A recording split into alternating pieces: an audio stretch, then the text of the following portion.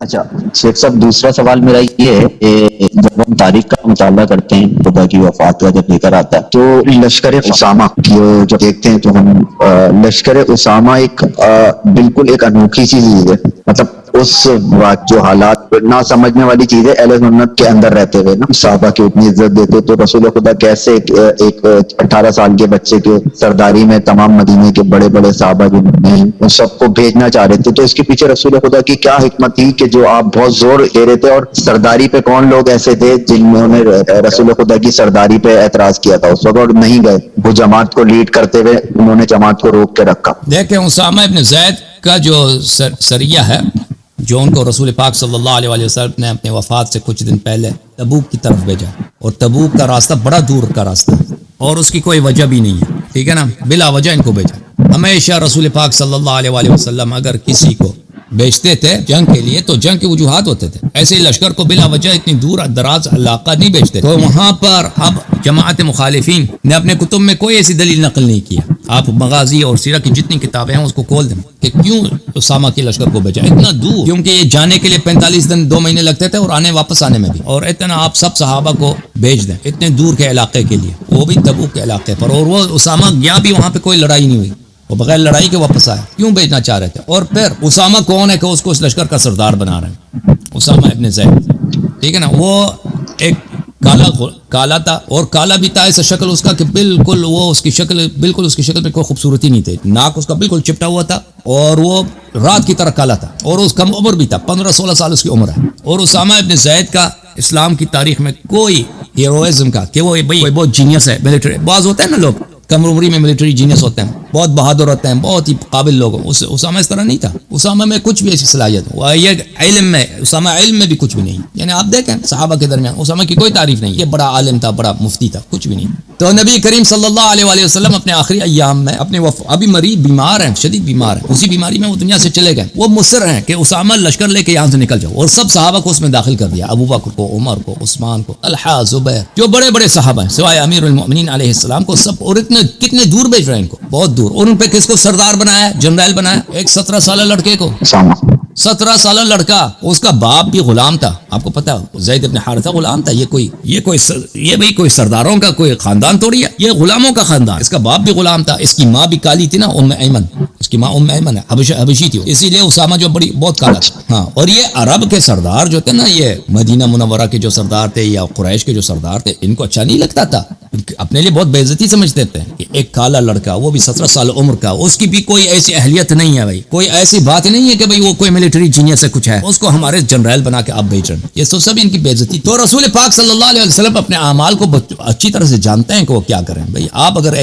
دیکھیں، آپ اگر ایک چھوٹا سا کاروبار چلاتے ہیں نا، آپ کسی کو مثلا آپ کے پاس 10 آدمی کام کرتے ہیں، آپ ایک کو پروموشن دیتے ہیں، دوسروں کو نہیں دیتے، آپ کو بخوبی پتہ ہے کہ دوسروں پہ اس کا کیا اثر پڑے گا. ایک دو چھوٹا سا دکان چلا رہے ہیں نا، آپ ایک آدمی کو مینیجر بنا دیں، وہ سب ایک جیسے ایک کو مینیجر بناتے ہیں نا، دوسروں کو برا لگے گا، آپ کو بخوبی اس بات کا پتہ ہے. تو آپ ایسے آدمی کو مینیجر بنائیں گے جو عمر میں زیادہ ہو، دوسرے اس کی رسپیکٹ کرتے ہوں، تاکہ دکان کا جو سسٹم ہے وہ مختل نہ ہو. تو رسول پاک صلی اللہ علیہ وسلم تو دنیا کے لائق ترین ایڈمنسٹریٹر تھے، وہ کیا کرنا چاہ رہے ہیں؟ تو لازمی بات ہے وہاں تبوک پہ، وہاں پہ جنگ کچھ بھی نہیں، وہ گئے بھی واپس آئے کوئی بغیر جنگ کے واپس آئے، اور کوئی رپورٹ بھی نہیں تھا کہ اتنے وہ وہاں پہ کوئی جنگ کی تیاری کر رہے ہیں روم والے، تو ایسا کوئی رپورٹ بھی نہیں تھا نا. غزوہ معتہ میں وہ خود گئے تھے، غزوہ معتہ میں جب پیغمبر گئے تھے صلی اللہ علیہ وسلم تو رپورٹ آئی تھی کہ شام والوں نے لشکر بنائے مسلمانوں پہ حملے کے لیے، اسی لیے گئے تھے، وہ بلا وجہ نہیں گئے تھے.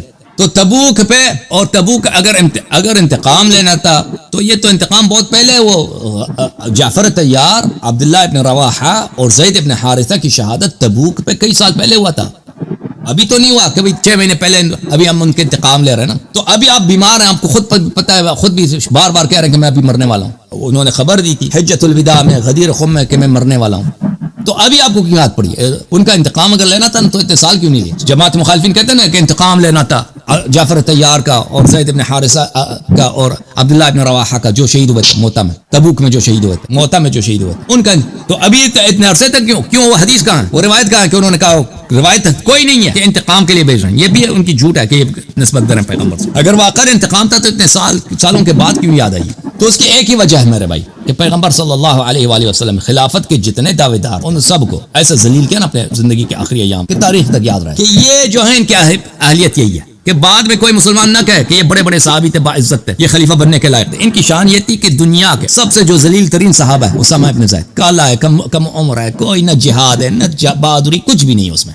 پیغمبر کے حیات میں، پیغمبر کے بعد صلی اللہ علیہ وسلم اسامہ کا کوئی کارکردگی نہیں ہے.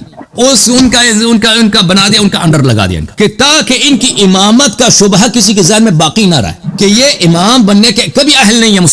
مسلمانوں کا جو سب سے اس زمانے میں سب سے فرض کریں ظاہری طور پہ نالائق آدمی، ایک کم عمر 15 سال کا یا 17 سال کا کالا نوجوان، نہ علم میں نہ کچھ میں، کسی چیز میں اس کی وہ نہیں ہے، ڈسٹنگوش نہیں ہو. یہ ان سب کے امارت کا لائق، سرداری کا لائق ہے. تو پتہ یہ چلا تاکہ ان کی کوئی امامت کا کوئی ذہن میں کوئی خیال نہ رہے. پہلی بات. دوسری بات یہ ہے رسول پاک صلی اللہ علیہ وسلم کو پتا کہ وہ دنیا سے جا رہے ہیں، اور یہ صحابہ کو بھی پتا کہ پیغمبر کیا کر رہے ہیں. اور یہ بیوقوف نہیں تھے کہ ہمیں اتنی دور بھیج رہے ہیں، کس لیے بھیج رہے ہیں؟ وہاں پہ نہ کوئی جنگ ہے، کچھ بھی نہیں ہے، وہ کیوں بھیج رہے ہیں؟ اور یہ خود بھی بیمار ہیں. ان کو صحابہ کو تو پتا ہے کہ بیمار ہیں اور شدید بیمار ہیں، اور انہوں نے خود بھی بار بار کہا کہ میں دنیا سے جانے والا ہوں. صحابہ کو بخوبی پتا ہے، پیغمبر کو بھی بخوبی پتا ہے صلی اللہ علیہ وسلم کہ یہ ان کو مدینے سے فارغ کرنا چاہتے ہیں. مدینہ خالی ہو، پیغمبر کی وفات ہو، امیر المؤمنین علیہ السلام کی حکومت بن جائے. جو لوگ امیر المؤمنین علیہ الصلوۃ والسلام کے ساتھ خلافت و امامت کے معاملے میں کمپٹیشن رکھتے ہیں، ان کی دل میں ہوا وہ دور ہو مدینے سے. وہ پیدل راستے، شام کے راستے میں جانے میں 1.5 مہینہ لگے گا، آنے میں 1.5 مہینے، وہ 3 مہینے کے بعد واپس پہنچ جائیں گے. اور جب یہ واپس پہنچ جائیں گے اس وقت تک سب لوگوں نے بیعت کر لیا ہے امیر المؤمنین علیہ السلام سے. پیغمبر کی وفات ہو چکی ہے، پیغمبر کی تدفین ہو چکی ہے،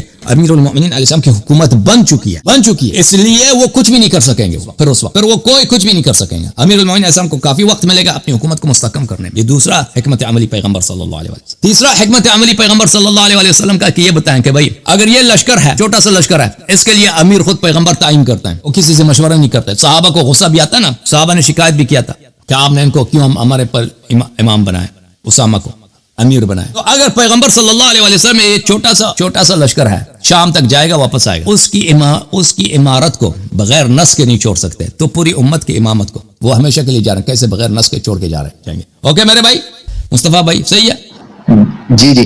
اچھا پہلے تو آپ یہ بتا دیں کہ یہ جو لشکر اسامہ اور کرتاس پہلے واقع ہوا ہے یا لشکر اسامہ؟ کیونکہ اگر ہم سپوز کر لیں کرتاس پہلے ہوا نا، لشکر اسامہ کو انہوں نے جو حکم دیا تھا کہ اسامہ نکل جائے، وہ پہلے انہوں نے حکم دیا تھا.